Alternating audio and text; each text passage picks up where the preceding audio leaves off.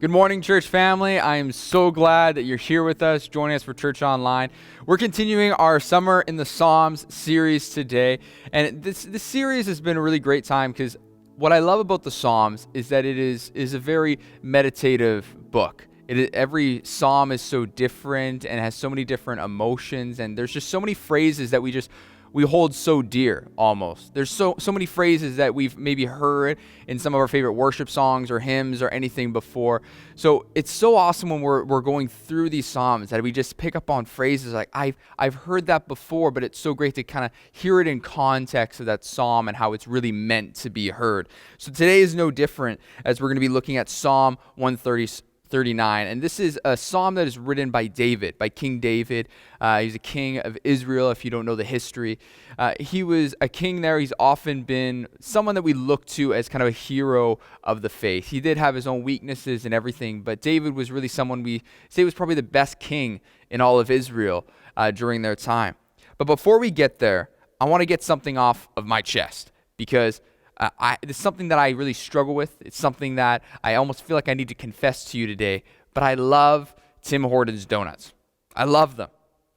And I don't know how else to say it other than I might be a tad addicted, maybe even to say. And this all stems back to me when I can think of like when I had Tim Hortons donuts. Like I worked at a Tim Hortons. I know how they're made. I know they're not the freshest things out there, but when I was there, I'd start having them, and that was my first taste of them, right, when I worked there in high school. But then later on, about 6 years ago, I was working in construction. And when I was on this one project, me and the guys on breaks and everything, we were at the Air Canada terminal in Calgary. We were working on this. We're doing pretty dirty work. I remember my job was to take a palm sander to concrete pillars to sand them down so they looked really nice. I just did not have the tools for the job. So at the end, whenever there was a coffee break, whenever there was lunch break or anything, it was like the best feeling ever to know that there was a break, that we were able to just get away and chat. And I love talking with people, so being able to go out with the guys was awesome. So we'd go to the food court at the Air Canada terminal, go there to the airport, and there was the Tim Hortons there, and we'd go there, and pretty well every coffee break I went, I'd get a donut. They're cheap, and it was just something to just kind of fill you, a little bit of sugar, just gets you feeling a little good, right? So I would do this, and this became a habit. We do this almost every day. Then we finished that project. We moved on to a project downtown Calgary, and I was there, and I was working a little bit more solo. I wasn't as supervised as much, but I'd still go take my coffee breaks and everything, but then I would go to a Tim Hortons because I'd kind of developed this habit of going to the Tim Hortons on my coffee break, whether I get a coffee and a donut or something like that. And I would do this. So I'd continually keep having these donuts, and it didn't really amount to much. It was $1 or so a day. It wasn't that much. But then now, 5 years later, I am hard pressed if I pass a Tim Hortons and I see a honey dip donut, because that's my donut of choice, that when I see that honey dip donut on a sign, that I'm hard pressed not to stop and get one. Because it has almost become this bad habit of mine that is hard for me to turn down. It's hard for me to turn down a good donut. And I know that Tim Hortons donuts aren't necessarily even the greatest donuts in the world, but there's just something for me that I'm like, it just brings back just like feelings of like, oh, camaraderie or anything like that, just having a donut at a coffee break. So this habit has kind of got unhealthy for me, that it's not even the only bad habit that I have personally. I have so many, and it's so true that I think that old habits die hard. And that's the title of today's sermon. We talk about some of these habits that we have, but it's not the only bad habit that I have. I have lots of them. I think maybe many of us do too. But I often hit the snooze button on my alarm. Sometimes I intend to get up early and I just don't, and I'm like, you know what? I would love an extra half hour of sleep, so I hit the snooze button. I don't know if anyone else there cracks their joints or anything, but that's a bad habit of mine. It's something I try to work on, not do as much. They've been saying at the end of my sentences and everything. Like it's something that is so hard to do, just being able to talk properly, not saying every second word or anything, right? But these are all little things, but there's also bigger ones. There's bigger habits that I struggle with, and maybe you do too. Maybe it's overanalyzing my actions and decisions. Maybe it's not always responding in a loving way to my wife, even though I love her. Sometimes stress or the situation just gets to you, and you don't always respond in a loving way. Maybe it's shutting down emotionally when you enter tough conversations. I do that sometimes too. I don't always know how to handle my emotions in those tough conversations. And I don't think it would be wrong to assume that we all have these bad habits. And maybe go ahead and even write down your bad habit in the comments. I'm just kidding. Don't do that. Don't put them down in the comments. But maybe if you think of any other bad habits out there, just name any. Put those in the comments. And I'm sure there's lots of them out there. But think of any, whether it's biting your nails or anything, like just any bad habit you may know. Maybe you know someone who struggles with it. Maybe it's your spouse. Who knows? But you can put that in the comments. And let's just see all the bad habits that we're aware of out there just to get our mind going. But again, these bad habits, they aren't always your cliche habits.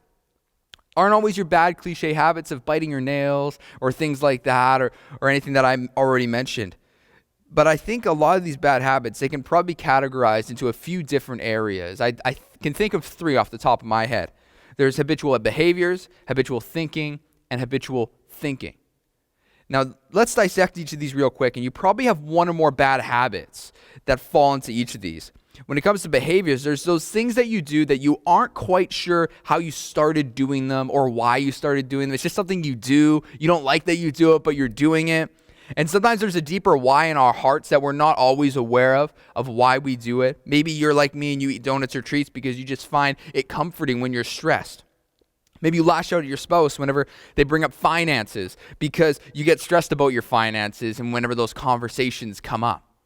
And you have a problem with cussing maybe because it's the only way you know how to express anger or those frustrations that you have is by using that language. And maybe you have a host of triggers. You could have a host of triggers that initiate that habitual behavior, but maybe something is just so ingrained in you. Something is so ingrained that you don't even know how to articulate why you do what you do. Maybe it's like being late or even forgetting important details. But I think we all have some behaviors that we don't like about ourselves. There's also habitual feelings, and these are those feelings that you just can't seem to shake. They're feelings that you keep coming back to, almost like a habit. There are things like feelings of sad, loneliness, maybe even depressed. Maybe feelings of hopelessness, feelings of being inadequate, feelings of being frustrated or angry, like you just feel like you're always on that tipping edge at that point. And these are some things that you might call your default moods or your default emotions at times. But these are habitual feelings that we just return to. And some of them have a deeper habitual thinking behind them on why you feel that way. But I think we all have some of these feelings that they aren't quite what we want. They aren't what we want. We don't want to feel this way. We don't want to be feeling this way all the time. But then there's habitual thinking. And these are those nagging thoughts that you return to again and again that you can't seem to shake. For example, if you struggle with anxiety, you probably tend to drift towards worst case scenario type thinking.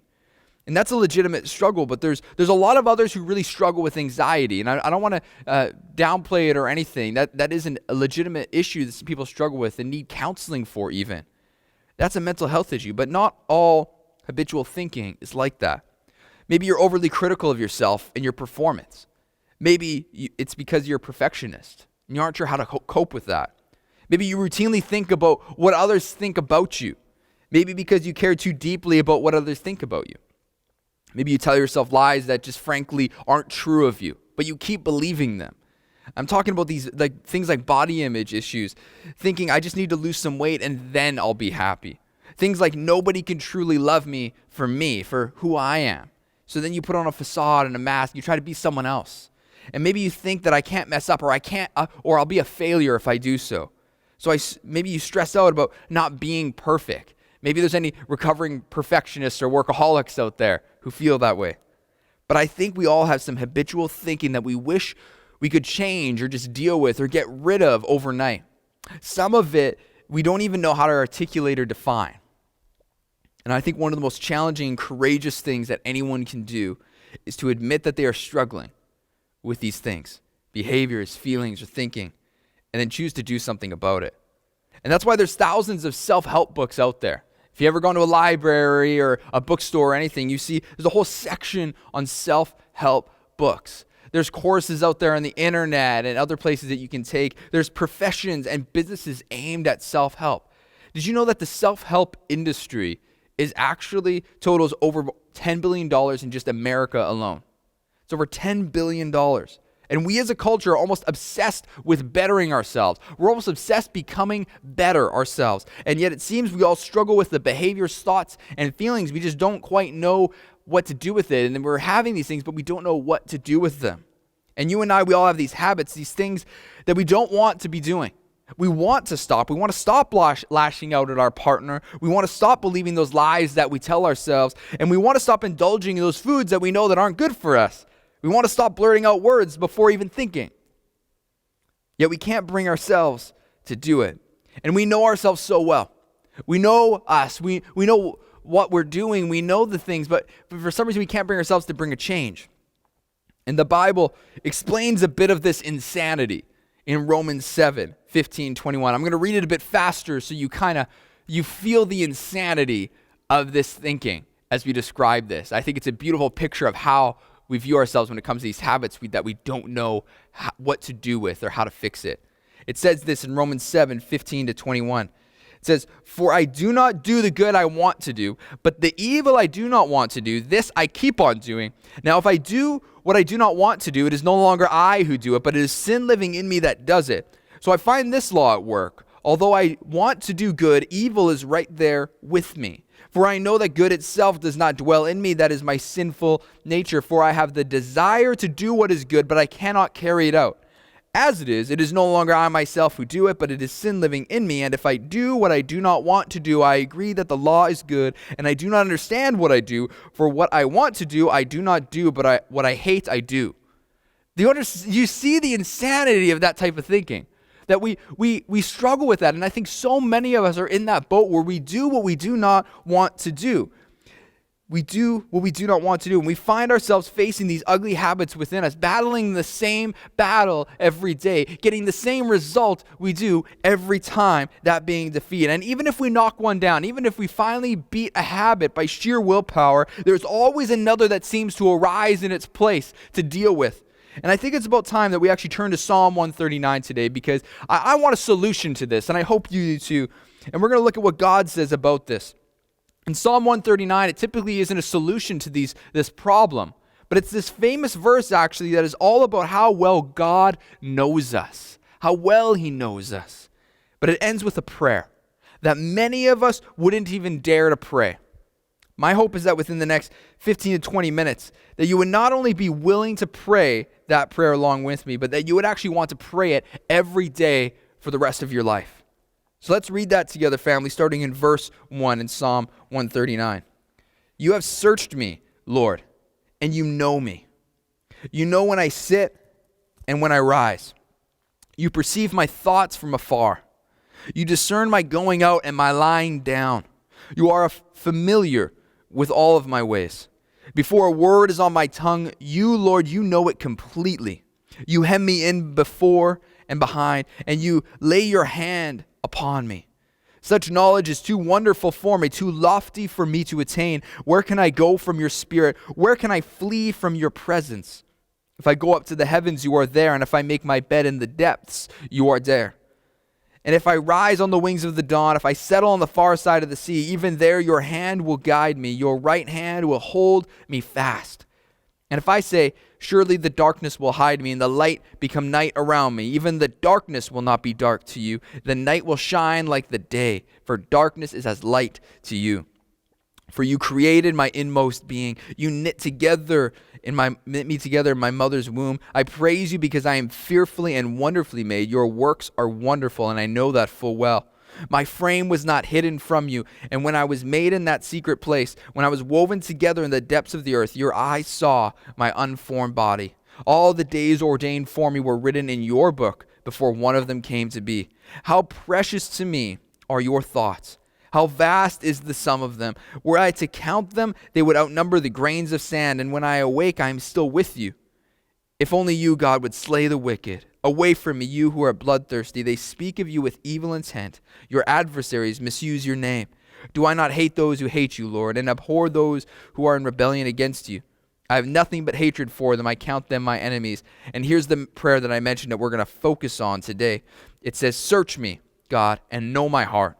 Test me and know my anxious thoughts. See if there is any offensive way in me, and lead me in the way everlasting.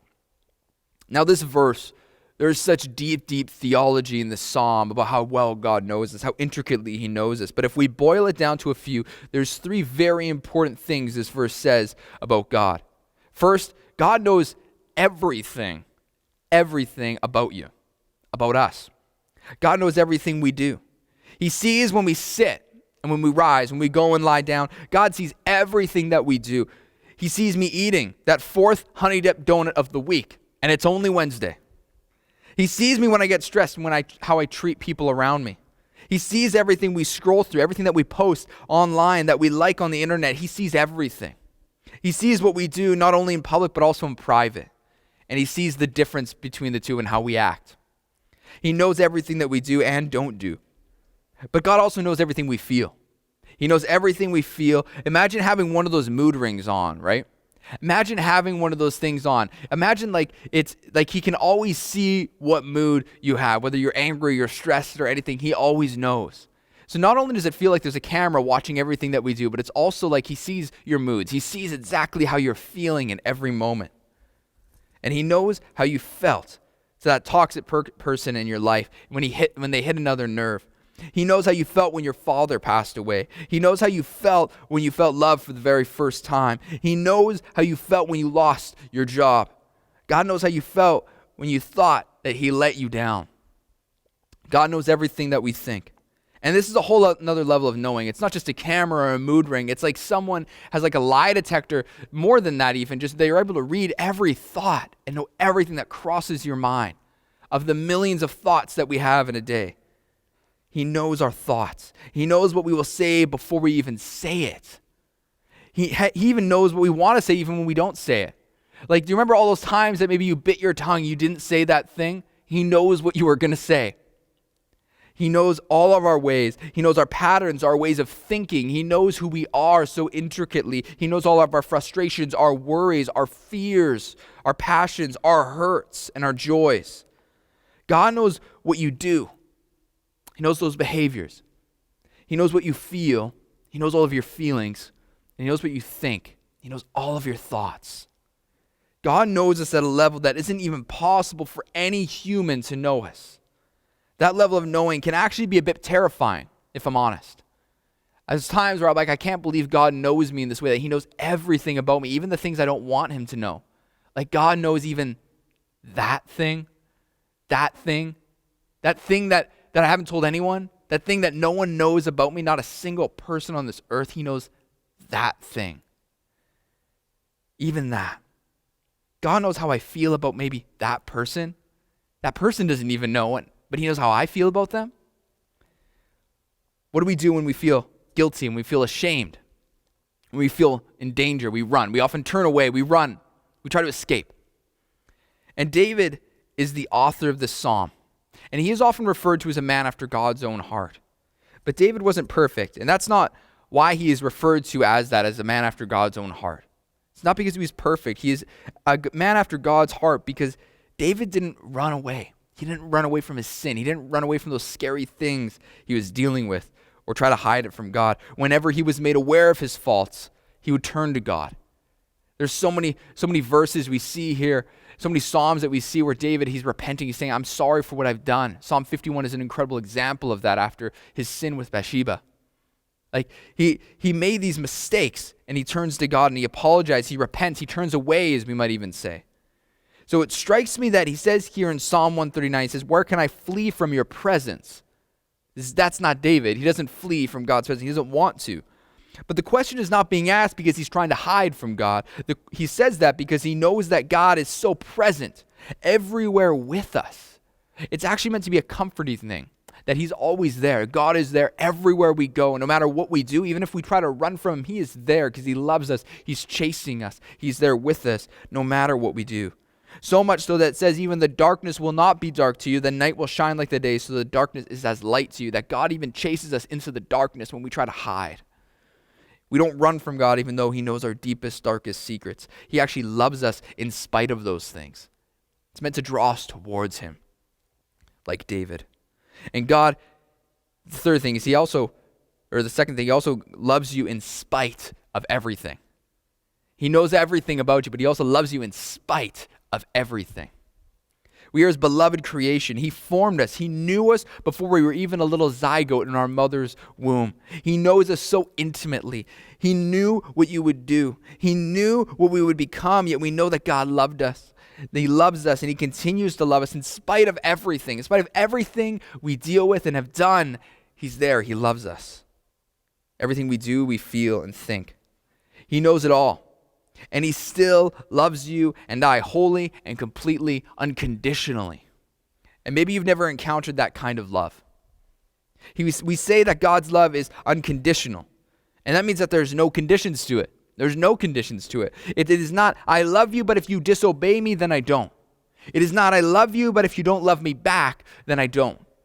He loves you in spite of everything you've done. There's no conditions on it. He loves you no matter what. That's the love of our God, that he loves you and I so intimately. And God has the tools to change everything. It's the third thing. God has the tools to change everything. I remember a few years ago in our house, our furnace actually stopped working. And when our furnace stopped working, I wanted to fix it. My dad was a plumber and he worked in construction, so I was like, I want to fix it. I feel like I have the skills and I know how to deal with this furnace. I know how to deal with it. So I went in there and I looked at it and I kind of diagnosed the problem, and it looked like just like this sensor wasn't working, and I Googled it, and everything is the millennial I am. I Googled it and looked it up and found everything I could. I was looking at diagrams of our furnace and everything. And I was like, I'm pretty confident that this sensor, that's the problem, that is why this isn't working. The issue was I didn't know how to fix it. I tried cleaning it and little like suggestions on like what you can do to help make it work and extend the life maybe, but it wasn't working. It still would shut off and it wouldn't work. And during this time, this is in the middle of winter and we were freezing. Our house, like we like a cold house. We enjoy a cold home. But at the same time, like it was like 10 degrees. This is not what we were bargained for. We didn't want to be 10 degrees. We didn't want to be freezing in our own house. So what we ended up having to do is call a guy to work on our furnace, a technician. And we called him in. And when he came, he looked at it probably for like 10, 15 minutes. And he said, this is your problem. The sensor's not working. But there's also another part that wasn't working, that I was totally unaware of, that I wasn't even aware of that was working, that wasn't even like firing or anything. So not only was he able to diagnose the problem, he was able to go to his truck and he had the tools to fix it. He had everything, every part that he needed to fix it right then and there. And he fixed it. And at the end of the day, it maybe took him maybe an hour. It took him maybe an hour to do this whole thing and fix it. And I'm not going to lie, the bill was a bit costly, but I'd rather pay that bill and have it fixed in an hour rather than us freezing in our house for the rest of the winter. So when it comes to this technician, when it comes to this, we all have different habits. We all have different issues or struggles that we wrestle with internally, and we don't always know what's wrong. We don't always know what's going on. We might think we do. We might Google it. We might check out a self-help book or something. We don't always know what's wrong or what we actually need to do with those things that are inside us. But God knows your heartware. God knows your heartware. He knows our hearts. He knows how you and I are designed. He knows how we were made because he wrote the blueprint. He created you because we are fearfully and wonderfully made by him. He is our maker, and he knows what is required to fix us. He has the knowledge, the skill, and the power, and the tools to deal with anything we're struggling with, to help us live our absolute best life, to become our best selves. He has the knowledge, the skill, and the power to deal with those behaviors, those feelings, those thoughts that you don't want to keep having, that you don't know what to do with. And we don't know why we do the things that we don't want to do, but God does. He wants to help us. He doesn't want us to keep sitting in our freezing home. He doesn't want us to sit there and try to figure it ourselves. He doesn't want us to keep buying self-help books or the latest trendy health product. He wants us to call him and give him our heartware and say, please, God, would you fix me? I don't know what's wrong. I don't know what to do, but I trust that you do. So no matter what the cost is, no matter what it costs, please do whatever you have to so that I don't have to keep coming back to this same problem. And when we bring ourselves to that place, we enter what I like to call a place of faith, where we are trusting God 100% to do everything in his power. And we are willing to do whatever he asks of us. And this place of faith is when we're able to say, God, do what you have to, and I'll do whatever you asked. And that can be a scary place. But it is a place where lifelong change happens, where breakthrough happens. And God knows our hearts, and he has the tools required to make a change. And if you want to experience that lifelong change, the fastest way to get there is by inviting God to test you in it. And we become our best when we actually welcome God's test into our lives. It's called a test, not because there's a pass or fail, but because it's a process that will rid us of imperfections and improve our quality. And this test will not be easy. It's not going to be easy. There will be a cost, and it will be difficult. But this test is what we need to go through in order to become our best, to stop dealing with those nagging problems and habits, those feelings, behaviors, and thoughts that we just can't deal with. If we don't want to suffer in those anymore, inviting God's test, even though it's costly and difficult, is the way that we make it through those things. King David, he wrote Psalm 139, and he was no stranger to this test. He was a shepherd who had to fight off bears and wild animals with nothing but a sling, and that gave him the skills and courage to conquer Goliath. David was chased through the wilderness by a jealous king who wanted him dead, but that gave him the leadership and the character required to lead a kingdom. David faced numerous tests throughout his life, and many, I'm sure, that weren't even written down, and it was those tests that had crafted him to the greatest king the people of Israel had ever seen, because he entered that place of faith. Gene Edwards, he says in The Tale of Three Kings that God has a university. Few enter and even fewer graduate. But at this school is where man and woman are in essence put to the test to be broken so that they can be used by God. They need to be put to the test. And you might even call it the school of hard knocks. The school of hard knocks, people who go through those kind of tests and trials that they have this other level of character and wisdom that is only developed by going through adversity. And I want to be like those people, but I don't always want to go through what they went through. When I hear stories like that, I'm like, I want to have the wisdom and perspective and life that you do, but I don't know if I'm willing to go through what you went through. But as more as I've learned and seen in the Bible, as we see again and again, that often it's the test of being broken and broken down that purifies us, that refines us, that helps us process these through these behaviors and thoughts and feelings that we don't have the power to deal with on our own. The fast track to breakthrough is adversity, and often that's the only way that we really become our best. If we want to rid ourselves of these behaviors, these habitual behaviors, feelings, and thoughts that we are tired of trying to deal with, then we need to bring ourselves to a point of submitting to our Maker, who knows you and I better than we even know ourselves. And we may not know why we keep on doing what we don't want to do. We may not know why, but God, he knows. There is a God in heaven who does, and he knows what to do, and he doesn't want you to stay there. He wants to see you flourish. He wants to see you grow. He wants you to see you become the man and woman that he knows you are capable of being, the man or woman who doesn't struggle with these habitual things. He wants to see you be a child of God, who doesn't struggle with feelings of hopelessness all the time, who doesn't struggle with lashing out in anger at those you love, who doesn't struggle with feelings of insecurity, who doesn't struggle with thinking that they are never good enough, who doesn't struggle with pornography, who doesn't struggle with compulsiveness, who doesn't struggle with believing the lies that you keep telling yourself. And God wants to see you at your best. And maybe somebody here thinks that God wants them to suffer, that God wants them to stay stuck in those same patterns. Suffering is a part of our walk as a Christian. It is. It's something that we hold to, but that suffering is always paired with progress. Suffering is paired with progress and moving forward. And that's why it's so hard to see, why we get frustrated when we see the Israelites in the Old Testament act in the Bible as they keep returning to old habits that they should have been free from, habits that they should have processed and worked through, habits that they really shouldn't be struggling with, because God doesn't want that for them. But when you're able to submit to your Maker, submit to God and say, here, put me to the test. Put me to the test no matter what it takes. He will work through those things. And we've seen generations in Israel where they did that. They say, God, no matter what it takes, we want to follow you. And he produced a generation that loved him, that did incredible works in his name. But when then we see Paul, even in the New Testament, he suffered over and over and over again, but there was incredible progress in his life. There was an incredible progress being named not only for him as an individual and as leaders, but also for the early church.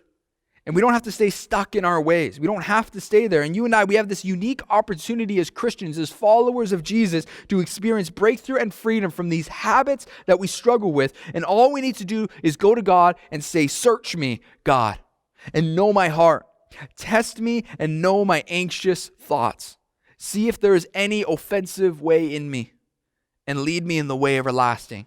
It's search me, God, and know my heart, the very bedrock, the very foundation of my being.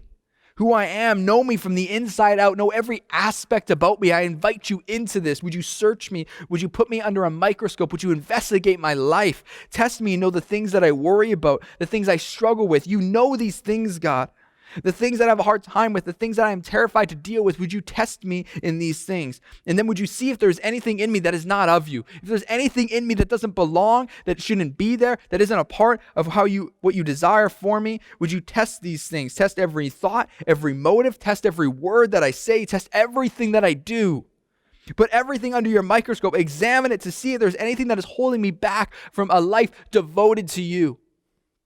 If you find anything, put it to the test, and we'll get rid of it.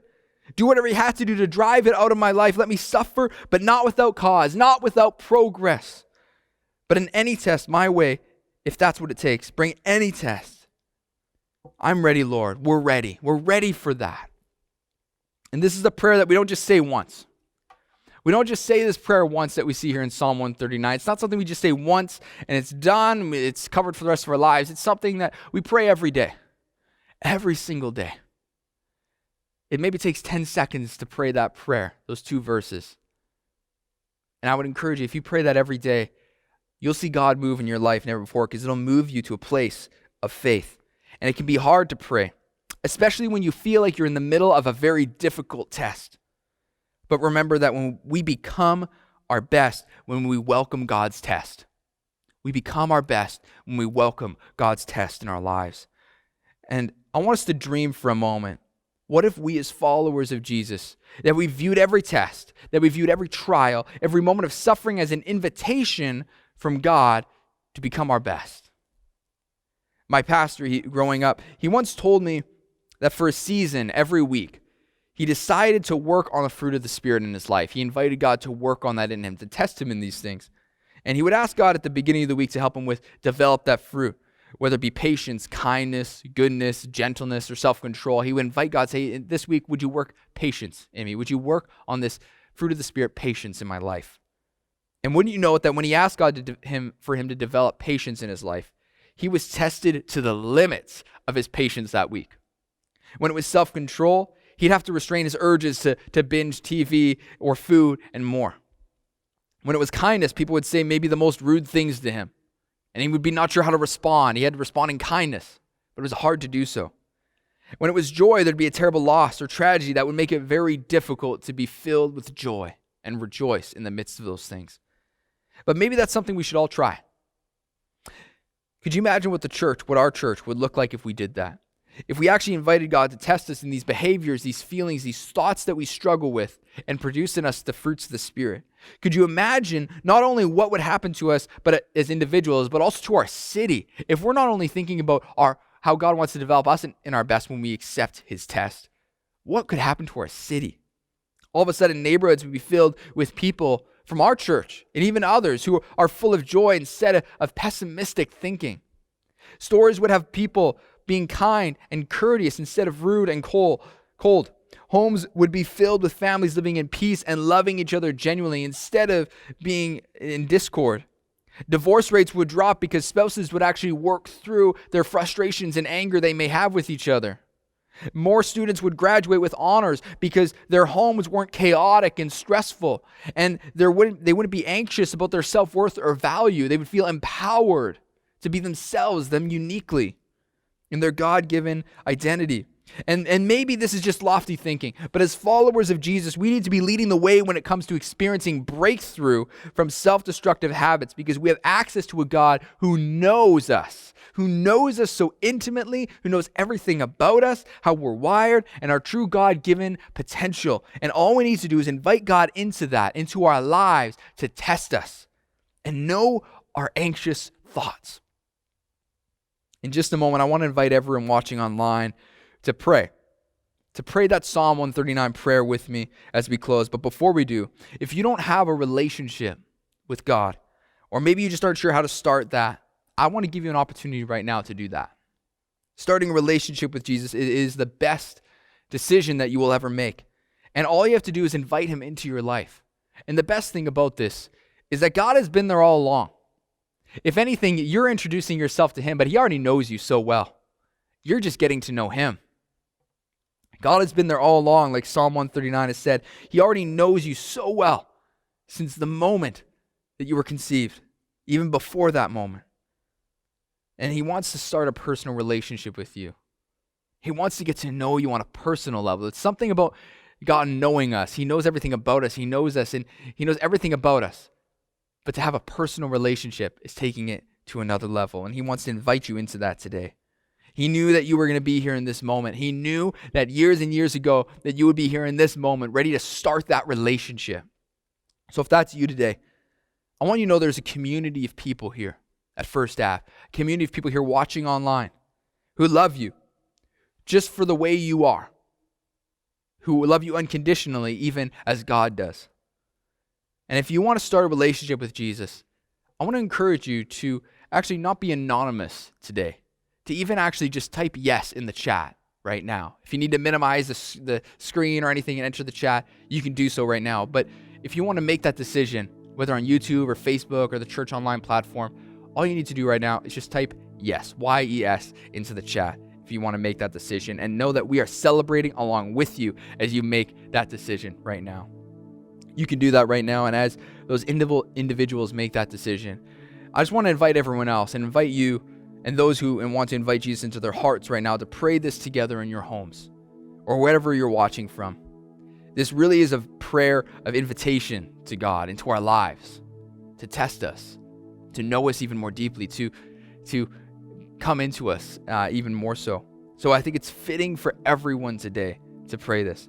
But this is the prayer. Would you pray along with me? Search me, God, and know my heart. Test me and know my anxious thoughts. See if there is any offensive way in me. Would you lead me in the way everlasting? Jesus, we invite you into our lives. Thank you for sending your son, Jesus, to die for us and giving us a way to overcome these habits, the thinking, the behaviors, and the feelings we struggle with. We want to serve you. We want to follow you all the days of our lives. We love you so much, God. Thank you for this moment. In Jesus' name, amen. If you made that decision to follow Jesus today, I want to invite you to, you can click the link in the chat and you can let us know about this decision so we can celebrate with you, and we can also help you take your first steps here as a Christian, as a follower of Jesus. The worship band is just going to join us for a final song, and then Gavin is going to be here in just a few moments for some final announcements. But I thank you for joining us together, family. We're so glad that you were here, and we will see you next time. Bye for now.